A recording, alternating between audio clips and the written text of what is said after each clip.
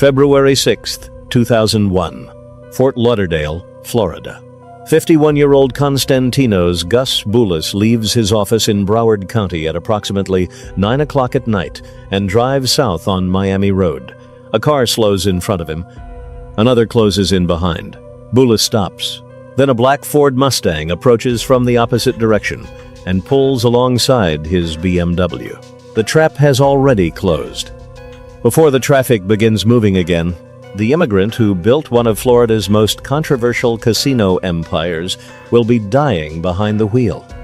The first headlines presented the attack as a gangland-style murder, a wealthy casino operator, a bitter business dispute, gunman disappearing into the Fort Lauderdale night. But that was only the public version.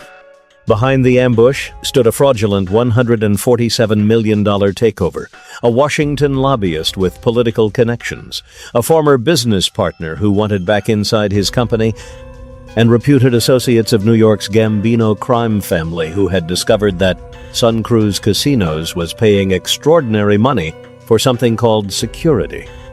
The reality was darker, because almost everyone had a different reason to want control. Gus wanted his company back. Adam Kedon wanted Gus permanently removed from its daily operation. Jack Abramoff wanted a casino empire that could expand through his political network. Anthony Big Tony Moscatiello and Anthony Little Tony Ferrari were receiving substantial payments from SunCruz. And somewhere inside that collision of money and fear, somebody decided that a business lawsuit was moving too slowly. This is not simply the story of a man who refused to surrender a casino company. It is the story of how Florida's gambling laws created floating cash machines, how a Greek immigrant turned those ships into a personal empire, how Washington influence and Mafia-connected muscle entered the same deal, and how the battle for SunCruz ended with two cars boxing its founder into traffic. The public saw the ambush. They did not see the machine that delivered Gus Boulis to that road. Long before SunCruz, Boulis had already constructed the kind of American success story people usually soften into a movie. He was born in Kavala, Greece, in 1949. He was one of 4 children in a working family, and he left school as a young teenager to work. Accounts of his early life describe a restless boy who went to sea before reaching adulthood and eventually arrived in North America. He was not born into money. He built himself around work, risk, and the belief that no one should control what he could create. Boulis settled in Canada, where he worked in restaurants before becoming involved with the Mr. Submarine sandwich chain.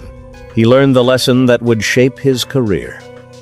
A simple product could become extremely valuable if it was duplicated, branded, and placed where ordinary people could buy it quickly. After moving into the Florida restaurant market, he developed Miami Subs Grill.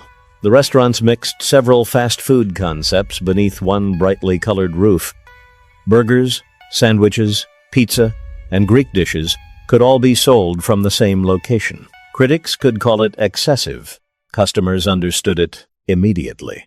By the middle 1990s, the chain had grown dramatically. In 1994, Boulis sold Miami Subs to the Canadian company Koo-Koo-Roo for millions in cash and stock. He had taken the instincts of a teenage immigrant and turned them into a fortune. But restaurants were not his final ambition. Florida had strict limits on casino gambling. Boulis saw geography as the solution. Gambling might be restricted near the coast, but once a vessel reached international waters, passengers could play slot machines and table games beyond the reach of Florida's land-based prohibitions. The opportunity was called a cruise to nowhere. Customers boarded at a Florida port. The ship sailed beyond state waters. The casino opened. Several hours later, the gamblers returned to the same port. There was no tropical destination. The destination was the legal boundary itself. That was the genius of SunCruz Casinos. The docks became gateways to floating gambling floors. Tickets brought passengers aboard.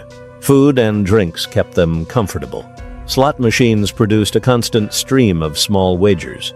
Card tables and other games increased the amount of money moving through each voyage. The ship returned, unloaded one group, and prepared for the next. The business was not glamorous behind the scenes. It required vessels, fuel, maintenance, crews, docking rights, food service, security, gaming equipment, cash handling, and local political tolerance. But if enough passengers boarded, every sailing converted a legal loophole into revenue. At its height, SunCruz reportedly operated 11 ships from 9 Florida ports and Myrtle Beach, South Carolina. The fleet carried approximately 2,300 slot machines and 175 gaming tables. The boats did not simply carry gamblers, they carried cash. Boulis understood the operation because he had built it piece by piece. He knew the vessels, the ports, the employees, and the local relationships that allowed the ships to sail. SunCruz was not another investment in his portfolio. It was his creation and, in many ways, an extension of his personality. That made surrender almost impossible. South Florida was the perfect location for the business and the worst place for a conflict over it. Fort Lauderdale was a city of marinas, waterfront property, tourists, developers, political connections, and money arriving from somewhere else. The ocean created legitimate industries and legal gray areas at the same time. A casino boat could be a tourist attraction to one official, a public nuisance to another, and a private cash register to the people controlling it. Police and state authorities repeatedly challenged SunCruz. In 1998, law enforcement officers seized gambling machines, equipment, and hundreds of thousands of dollars from several vessels. Boulis fought back in court. His business survived, but the pressure continued. Then federal authorities found a different vulnerability. Boulis had not yet become an American citizen when he acquired interests in vessels required to be owned by United States citizens. Prosecutors alleged that his ownership arrangements violated federal shipping laws. In February of 2000, he reached a settlement requiring him to pay a financial penalty and dispose of his SunCruz interest. For the first time, the man who had solved Florida's gambling restrictions with geography faced a rule he could not navigate around. He needed a buyer. Jack Abramoff appeared to offer one. Abramoff was not a casino operator. He was a powerful Washington lobbyist who understood access. He cultivated politicians, represented wealthy clients, and moved through a world where a carefully placed call could influence legislation, public statements, or regulatory pressure. His business partner in the SunCruz acquisition was Adam Kedon, a New York businessman and former college friend. Kedon presented himself as someone capable of operating and expanding the casino fleet. Together, Abramoff and Kedon agreed to purchase SunCruz in September of 2000 for approximately $147 million. On paper, the deal looked enormous. Beneath the paperwork, it was already compromised. The buyers needed outside lenders to finance the acquisition.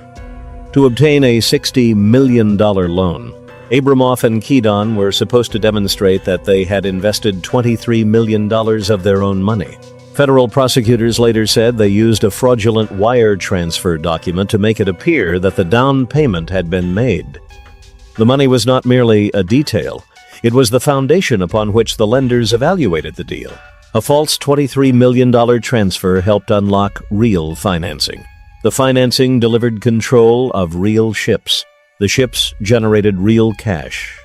Once the transaction closed, the deception was buried beneath an operating casino business. At least, that was the plan. Boulis did not disappear after the sale. He retained a minority interest and remained involved while substantial money was still owed to him. The precise ownership arrangements became the subject of litigation and accusation, but the central conflict was clear. Kedon believed he controlled SunCruz. Boulis behaved like a founder who had not truly surrendered it. One man possessed the new paperwork. The other possessed the company's institutional memory. Kedon could sign documents. Gus knew the captains, managers, suppliers, employees, and ports.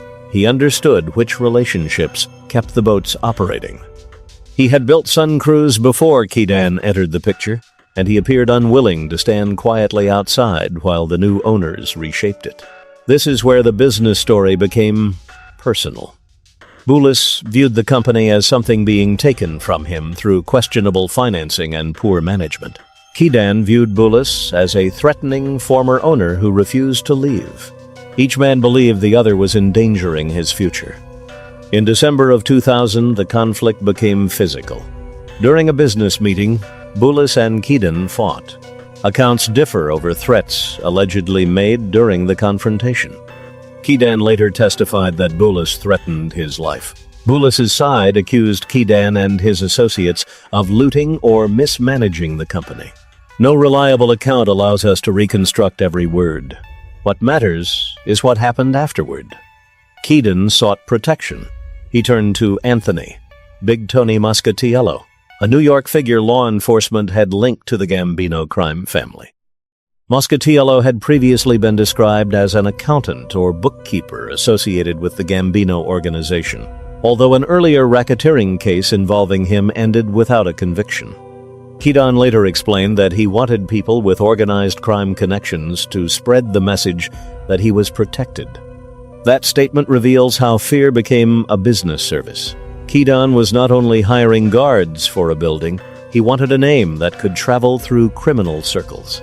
The point was to make potential enemies believe that attacking him would produce consequences.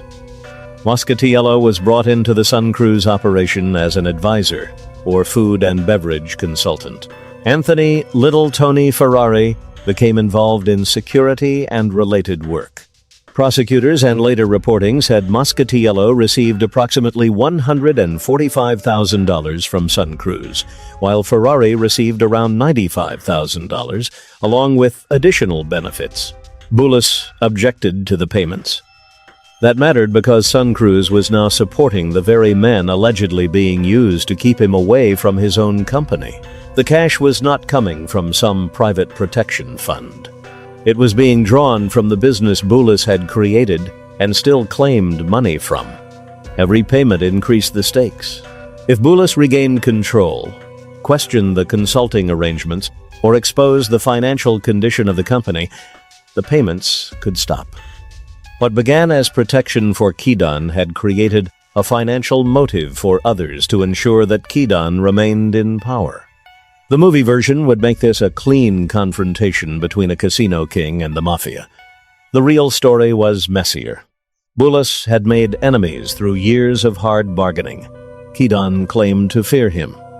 Abramoff was entangled in the disputed financing but was never charged in connection with the murder. Moscatiello and Ferrari were being paid by SunCruz. Lawsuits were moving through court.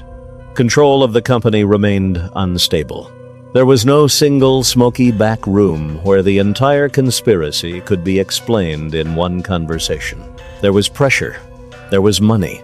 There were men whose value depended on the conflict continuing. And there was Gus, refusing to move on.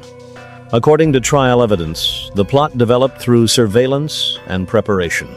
James "Pudgy" Fiorillo later admitted participating in the conspiracy and testified about watching Boulis.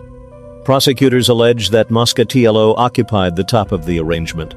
Ferrari helped coordinate the operation, and other men handled the physical preparation.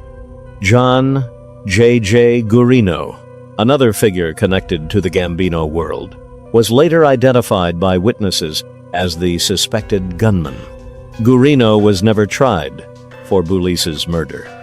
He was killed during an unrelated confrontation with a deli owner in Boca Raton in 2003. That unresolved detail would complicate the case for years. On the night of February 6th, Boulis left his office at around 9.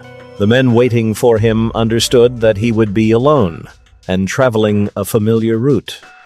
A vehicle moved in front of his BMW and forced him to slow. Another prevented him from escaping backward. An innocent driver became trapped in the traffic behind the developing attack. Then the black Mustang approached from the opposite direction. The Mustang stopped beside Boulis. A shooter fired through the window. Boulis was struck several times. His BMW rolled forward and struck another vehicle as the attackers fled. A red Volkswagen Jetta connected to the operation drove around the stopped traffic and disappeared. The witness behind the ambush noticed something important. He memorized part of the temporary license plate attached to the Mustang and later contacted 911. That small act mattered more than the attackers could have known. Both the Mustang and the red Jetta were later connected through testimony to Anthony Ferrari. The cars turned a seemingly professional ambush into a trail investigators could follow. Boulis was taken to Broward General Medical Center, where he died. He left behind children, relatives, employees, and a complicated legacy. He had been aggressive, litigious, and determined to control his businesses. None of that changed what happened on Miami Road. He was a 51-year-old father and entrepreneur, trapped inside his own car because other men had decided that killing him was easier than allowing the business fight to continue. The violence was not just an attack on a competitor. It was the final step in removing a founder from the company he could not emotionally or financially abandon. But the murder did not save SunCruz. That mistake would come back quickly. Only months after Boulis was killed, the company entered bankruptcy. Lawsuits exposed disputed payments and the questionable financing behind the acquisition. Instead of creating stable control, the ambush focused investigators, reporters, creditors, and Boulis's estate on the people who had taken over the company. The empire everyone had fought to possess began collapsing under the weight of its own deal. Federal investigators examined the $23 million down payment that had existed on paper but not in reality.